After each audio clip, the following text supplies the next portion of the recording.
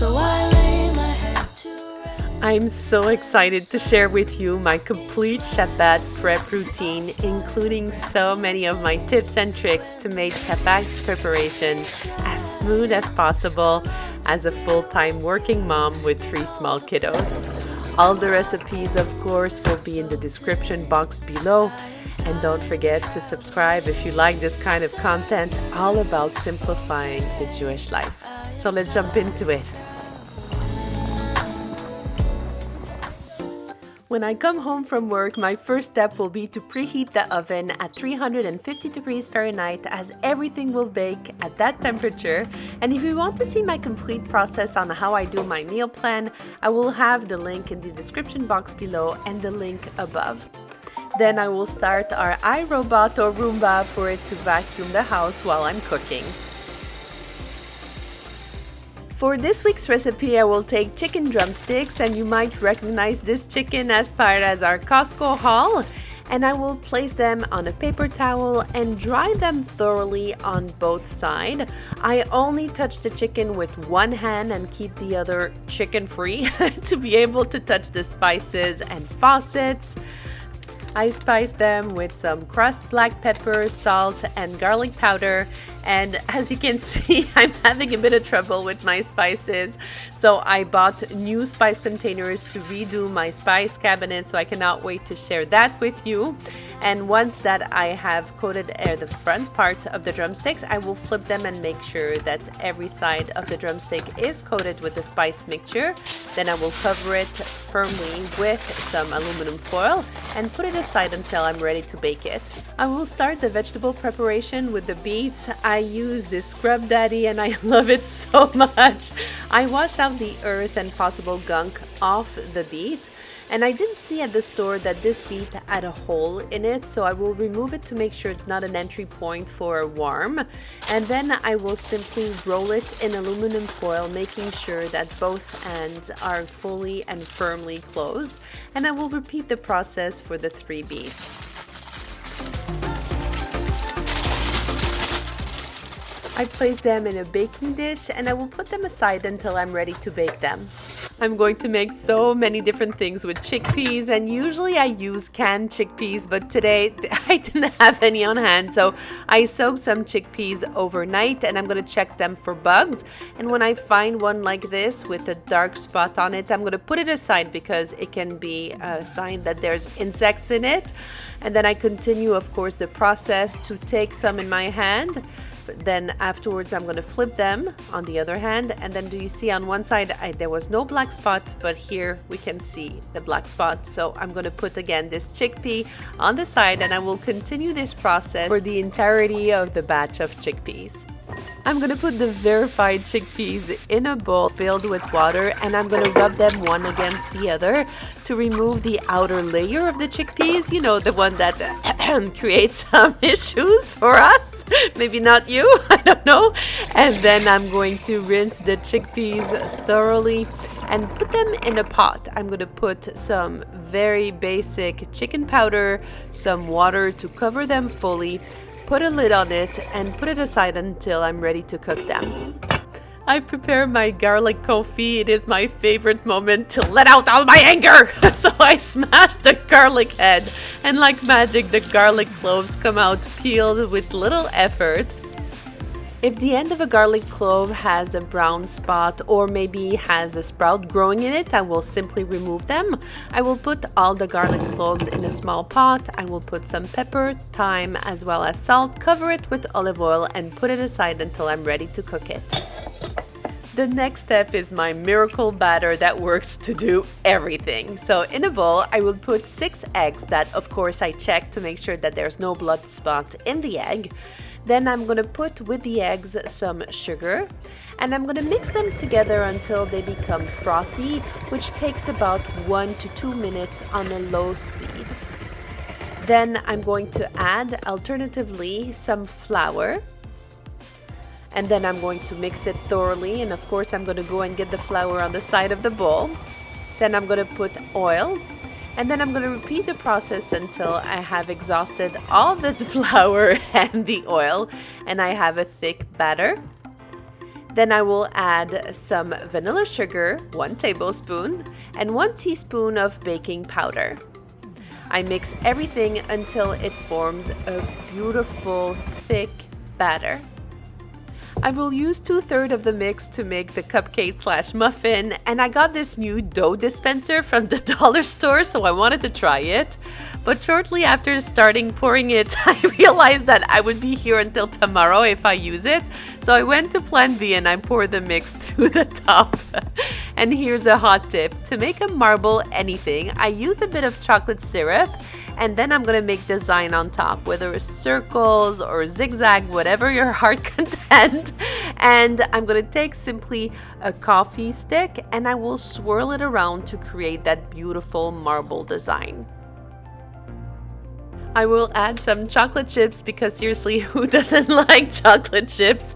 I will put them in the oven with the chicken as well as the beets, and I will come and check in on the muffins in about 20 minutes. I will start cooking as well the garlic confit, which is going to be amazing, on low heat for about 45 minutes, as well as at a low heat for the chickpeas. So everything should be ready about the same time. I will cook onions until they are beautiful and golden, and while they are cooking, I'm going to prepare the waffle dough simply by adding a cup of water to the beautiful batter that we have used already for the cupcakes. I mix it until fully combined, and then I'm going to be able to add it to our waffle maker. This is from Starfritz. It's under 20 bucks. It's so amazing. Within a few minutes, you have perfect waffles, and while it's cooking, I am going to add a bit of mushrooms to our onions, but I wanted to show you something. So when we went to Walmart and we bought the mushrooms, I was explaining to you that the skirt of the mushroom, if it is fully against the stem, then it's going to just need a small wash and a dry, like this mushroom. But if it is open like this one, then the insects will go in, and to verify it, it's a whole new ball game. Once that I have sliced the mushrooms, I will mix it with the onions and I will start the preparation for my second waffle. But look at this one, it's so beautiful, and here's a preview of what we're gonna do with it on Shabbat.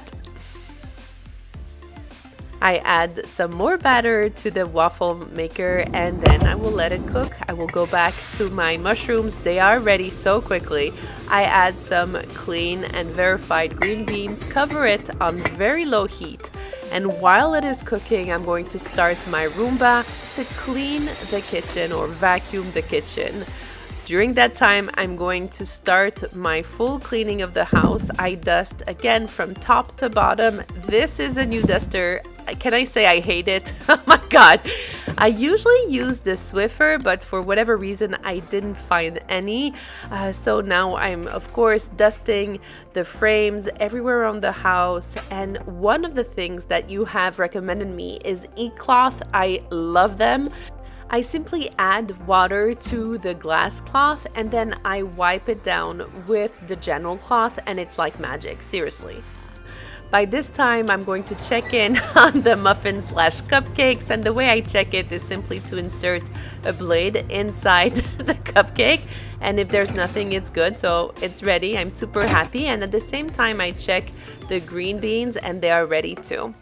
I continue cleaning with the bathroom. I start again from top to bottom. I repeat the e-cloth gym and it's so amazing. I'm trying this new product that Crystal, one of you, recommended me after hearing that I was looking for a good substitute for my cleaning product. I have to admit that this cleaning product is doing like an amazing job. It has a very light scent, but look at this, like it's amazing, beautiful. I continue washing the bathroom by removing everything from the bathtub, and then I'm gonna wash the beautiful shower head. Usually there's always kind of residue when I wash with the other product that you use to wash, but this one, seriously, no streak, no nothing. It's really a very good product, so thank you, Crystal, for that. I also washed my second shower head, and again, no residue, nothing.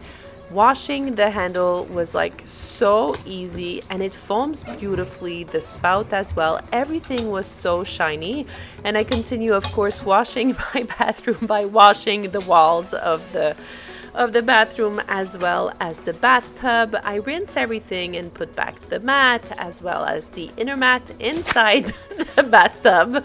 And if you want to see a full routine of a deep clean, please let me know. I would love to share it with you. The final item on my list is the dreaded toilet, and I remove and wash the seat thoroughly. I use paper towel to wash all parts of the toilet. Maybe I could save a tree and use the washcloths or something, but I can't do it. Maybe it's just me. What do you use to clean the toilet? And to be honest, I still have a hard time to clean the toilet for, I think, obvious reasons. I usually try to think happy thoughts when I'm cleaning, not to think about what I'm cleaning. And once the toilet is done, I wash my hands thoroughly and I go back in the kitchen.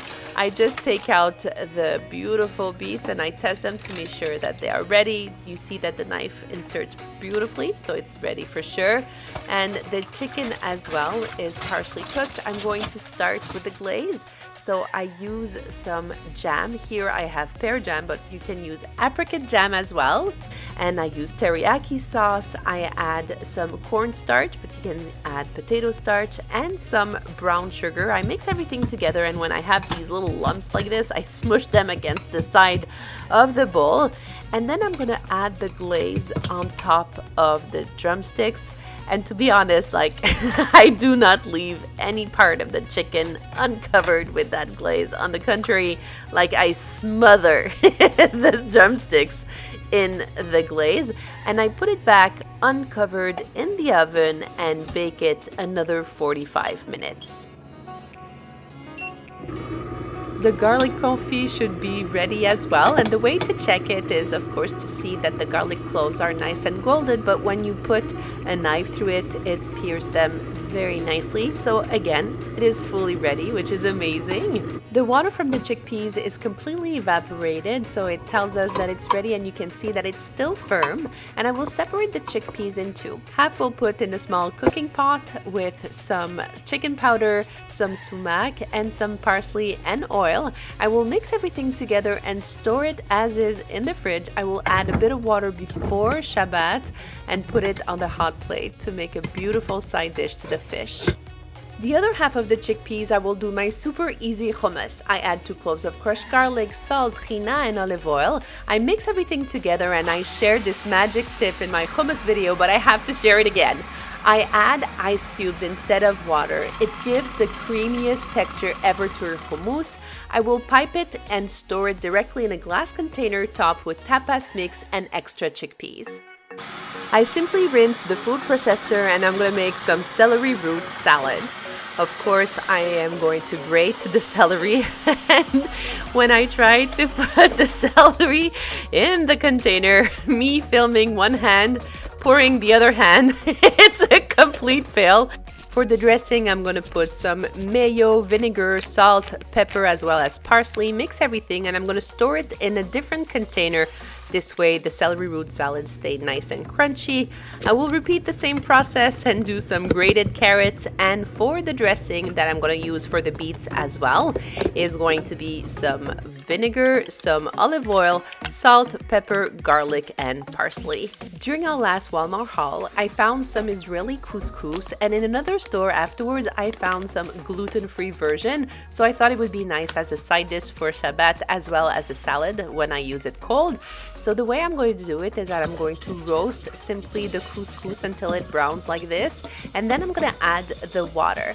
Yes, it was super hot, and I will simply cover it and let it simmer on very low for about 5 minutes, checking on it very often. While it's cooking, I'm going to prepare our fish for Shabbat. I will put in a pan some oil as well as garlic and add some fake shrimps. I really like them. I don't know if it tastes like regular shrimps, I don't know, but they taste delicious. And I'm going to simply fry them lightly. So once that it's cooked for about 1 to 2 minutes, I will flip them. And the way I'm going to serve it is going to be in melted vegan butter with garlic. It's simply delicious. By the time the shrimps are cooked, so is the couscous. I'm going to serve it warm as a side dish with the chicken and also cold at lunch for Shabbat with some chickpeas and tomatoes.